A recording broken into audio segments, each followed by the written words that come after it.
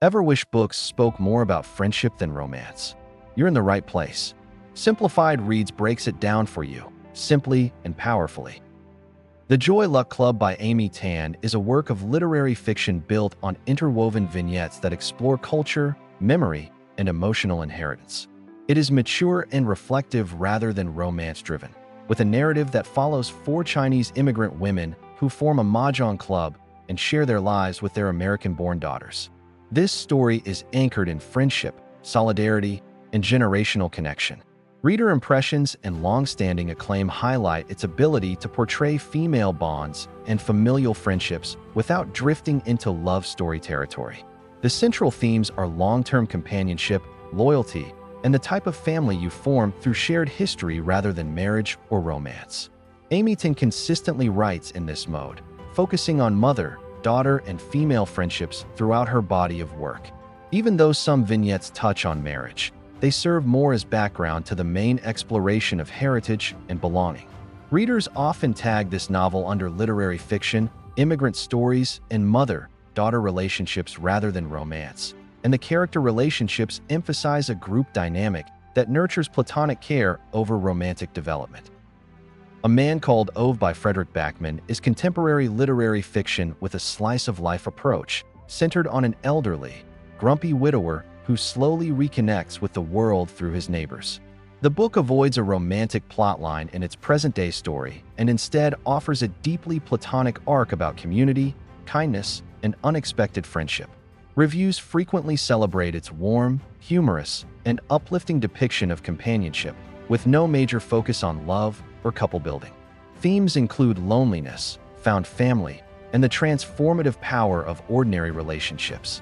Backman has a style that thrives on portraying everyday bonds. His other novels show a similar emphasis on human connection without romance as the core. Excerpts and early chapters lean on dry humor and human awkwardness rather than attraction, and reader shelving places it under community fiction and humor. The relationships are primarily neighborly and generational, not romantic, making it a strong example of Platonic storytelling. The House in the Cerulean Sea by T.J. Klune is a cozy fantasy with found family and slice-of-life elements that carry a strong message of belonging and acceptance. While there is a very light queer romance thread in the background, it does not dominate the narrative or distract from the main exploration of friendship and chosen family. The story follows a government caseworker sent to evaluate an orphanage for magical children and how his life changes through the friendships he forms there. Reviews emphasize its heartwarming, nurturing tone and its focus on care and community. Themes involve acceptance, teamwork, and building bonds beyond bloodlines. Klune's broader work often includes queer themes, but here the companionship between characters drives the core, with the romance subdued and secondary. Tags and reader discussions often describe it as found family, cozy, and whimsical rather than a romance novel. Character interactions focus on group dynamics, adult, child mentoring, and trust. The Thursday Murder Club by Richard Osman is a contemporary mystery driven entirely by the camaraderie of a group of retirees solving cold cases. The genre leans toward cozy crime and literary mystery rather than romance. Its synopsis reveals a focus on teamwork, humor, and the friendships that grow within a retirement village, with romantic involvement being either absent or inessential.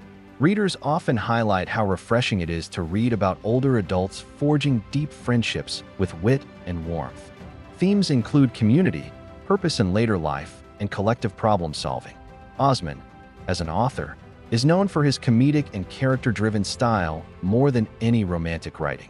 Early chapters and sample readings show immediate group banter and team building rather than pair bonding. Reader shelves categorize it under mystery, crime, and humor.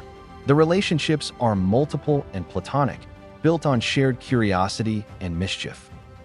The Lido by Libby Page blends contemporary fiction with intergenerational friendship as a core theme.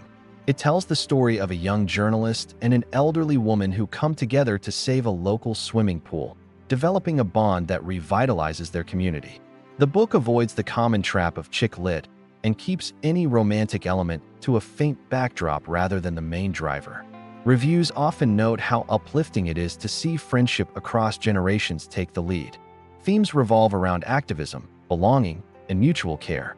Page writes with a light, human-centered style rather than romance-heavy tendencies.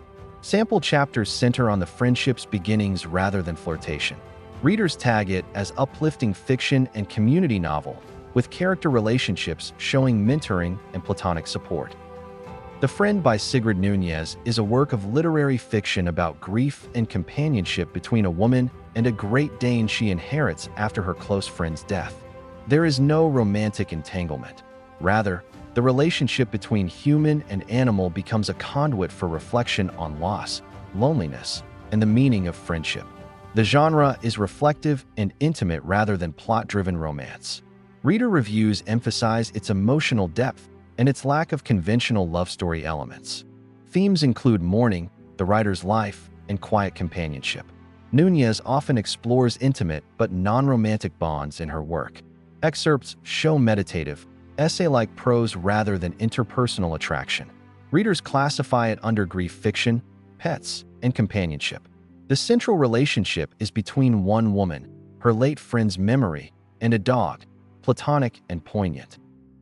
Olive Kitteridge by Elizabeth Strout weaves interconnected stories in a small town, with the titular character interacting with various neighbors, friends, and family. While marriages and relationships are present as part of the town's landscape, the driving force of the novel is Olive's complex, often difficult, but ultimately connective interactions with those around her. This literary fiction has been praised for its honest portrayal of aging, empathy, and unexpected friendships.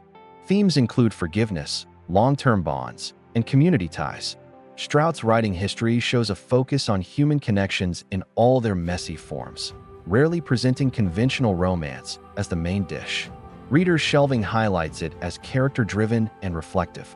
The character relationships tend to be many and varied, without a single romantic trajectory to carry the book.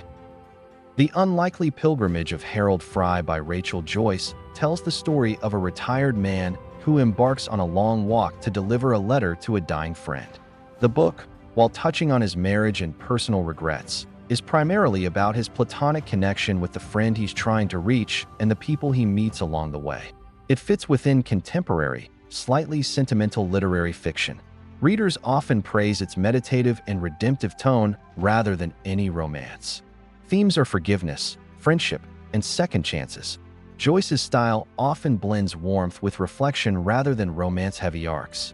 The narrative begins with a letter and a walk, not a flirtation. Tags include life journey, aging, and friendship. The key relationship is with a dying woman who was once part of his past, but the story is about healing, not love. Our Souls at Night by Kent Harif portrays two elderly neighbors who start spending nights together to combat loneliness. While the premise might sound like a romance, the story is gentle, understated, and more about companionship and dignity in late life.